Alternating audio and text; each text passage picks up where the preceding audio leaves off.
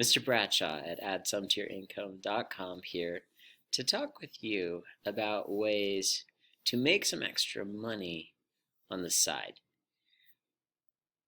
I'm going to talk a bit about how that shouldn't mean working a bunch of extra jobs, and to focus instead on passive income, which I'm going to spend a lot of time looking at ways you can increase your passive income. It's work you do today and you get paid at harvest. A little trick on gift income and a personal story in there. And then at the end, I'm going to be giving you a challenge. It'll probably surprise you, as it might feel like it comes out of left field. Go with me and up to that, and you'll feel it. All right, let's get started. So you want to find out ways to make some extra money on the side. You've got your regular job. It's paying pretty well. You're paying the bills and such, but you'd like to have some extra money. You want to go to the rodeo. You want to go to an extra show of some sort. You'd like to buy a nicer gift on the next big thing you're celebrating. You want some extra money, usually for spending money, but also maybe just to make ends meet as well. So you have reasons. I want you to make sure you know your reasons, because knowing your reasons will help if you are going to pick up another job. Labor income, the joke is always that, how do you make a teacher's car more aerodynamic? You remove the pizza delivery sign on the top. Been seeing those going around there. They now light up, so at nighttime you see it from a distance.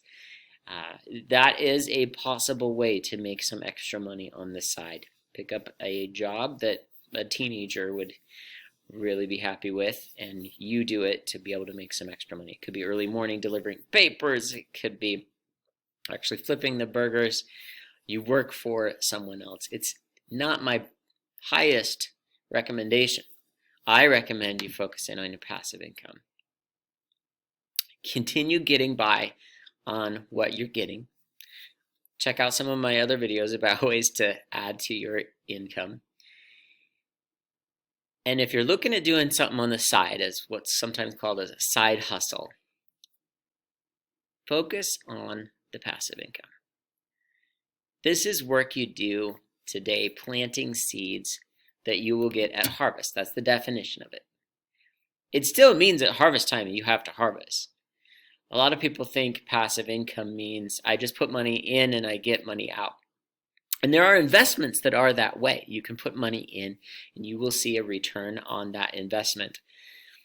However, when I talk to most people about their passive income, so I was talking with my parents and talking about rental. They just sold a rental that's been a headache for them. It's been such a headache for them to maintain it and deal with the renters and the extra things that have come into their lives because of it.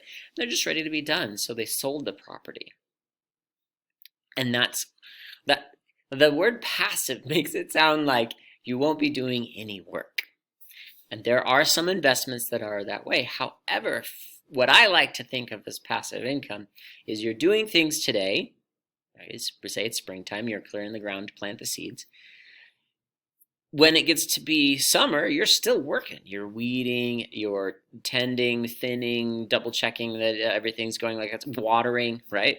Then it comes harvest time and you are harvesting. You're bringing it in, you're taking it to market to sell, or you're preserving it. There's work all along the way with passive income. Let me jump into some of the passive income things that I hope people can do, that you can do. Composing. And it could actually be music. I know of some famous composers who compose on the side. They have their day job, and then on the evenings, weekends, when they have the opportunity, they compose. They write music. They can sell it. There's a number of music software out there that can do that. Composing, though, isn't just music. Composing is really taking whatever pieces are out there in the world, in your world, and you know of, that you can put together to then sell, give away as well. You may find, if you will take a passion project and really work on it, I'm not talking about a hobby that you need to do to recreate and get some like reconnection time with yourself. We're talking about a passion project, something that you can be passionate about, you can keep doing, you can consistently make it a business. Business means you open the doors 9 to 5, Monday through Saturday. You know, it's a business, it's work. And if there's something that you can compose, something you can create, whatever that is, maybe it's a book. Maybe it's a book series. I know that it is often a book series, and successful writing, usually self-publishing first before it ever goes anywhere. Do it though. If that's what's in you, act on that. If you're already looking at how I can spend extra time on the side around my regular job, and you spend it writing this book, in 10 years you're going to be real glad when that book is selling off the shelves. You got to commit. You can't say I might. You got to act on it. I had a teacher retire recently, and she said, now I might sit down and write that book. She's not going to write that book. She even put it in an email. She didn't just say it. She typed it in an email to everybody. I think now I'm going to write a book about all the funny experiences I had. Her might means she's not doing it. She's not going to. So you got to act on it. Be ready to go. I promised we'd talk a bit here about investing, so let's get into investing. Investing means you buy low and you sell high. This takes quite a bit of homework on your part, and it takes risk, because if something you're buying it when it's low, that means it's not in high demand.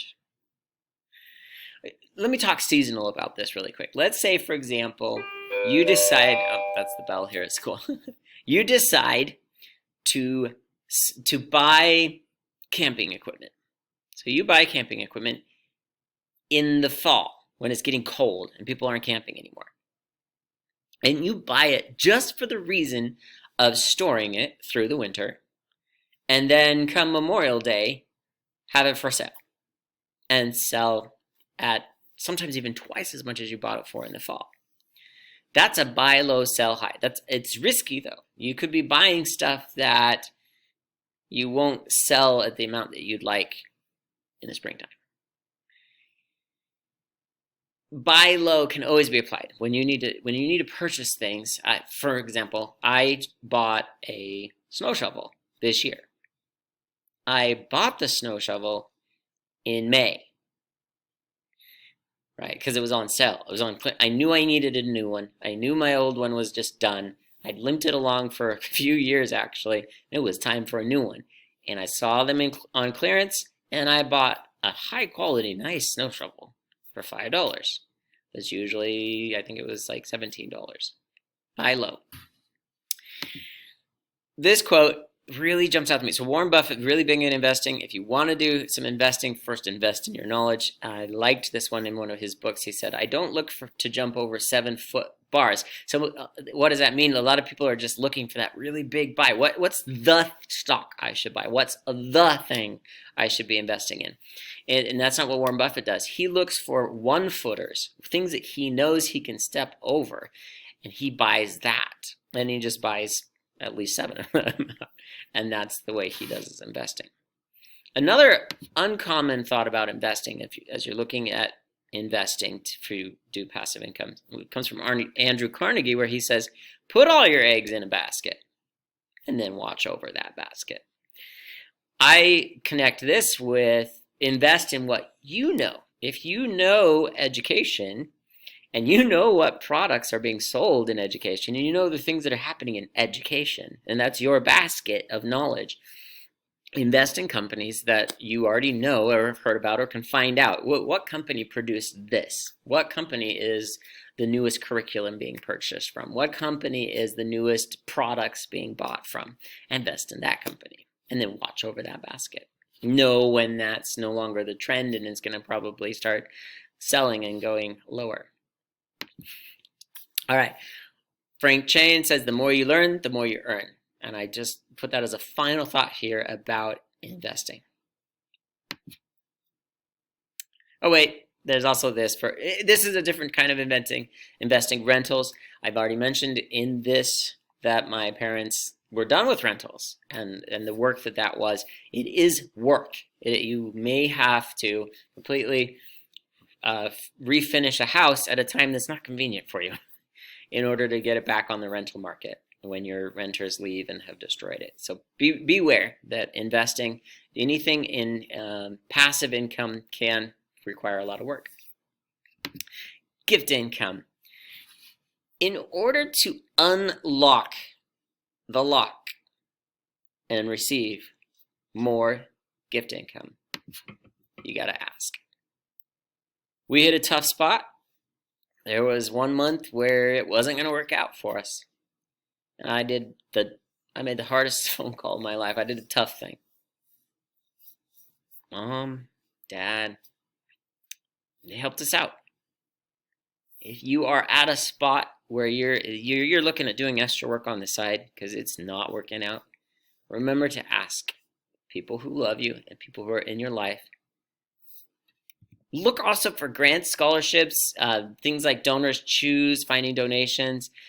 If you are in certain situations like single parents and such, there are a lot of scholarships, grants, foundations, and resources that are there. So before you just go to work and you're pizza delivering, do a little bit of homework and look at places that could provide for you and get you the things that you need in order to make it all work out. Now for the bonus thing I mentioned, 5 bank accounts and how it can fit into this, how to make extra money on the side. When you set up the 5 bank accounts, the first one is the income account.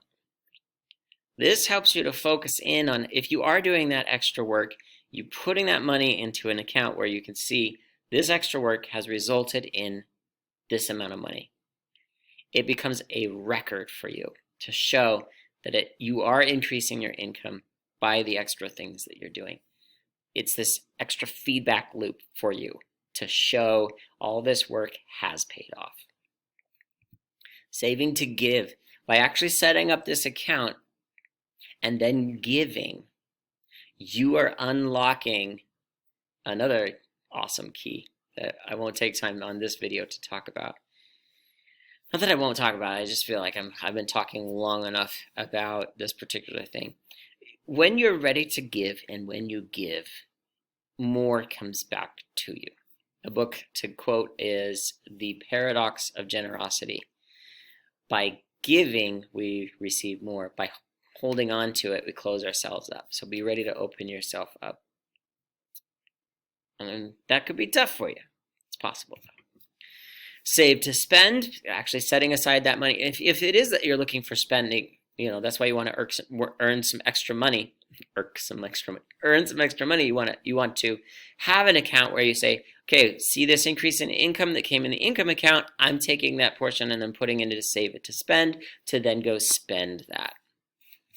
Save to keep helps to just tell your brain, this is the trick right here. This could be the thing that might help you to realize, I don't actually need to work another job. I have a save to keep account. I have money in the bank. When you do that to yourself and you switch your brain to say, I'm in the black, I have money in the bank, you may realize you don't actually need to go work a second job. And that you can go take the weekend and go camping. Because your mind changes. The way you look at it changes. You say to yourself, I have money in the bank. We're fine. It's okay. The investment account is a nice account because all the money you want to put in there is risky. And so you got to be able to tell yourself, if we lose every single dollar, that's okay. We still have money in the bank. So have that be a separate account. Here's the challenge. Here's what you'll want to do. Set up the 5 bank accounts. Income account, save to give, save to spend, save to keep, and the investment account. And then, somehow, all of a sudden, you're going to realize and see the things that will happen in your life. You'll be making extra money on the side. And I will see you on the other side.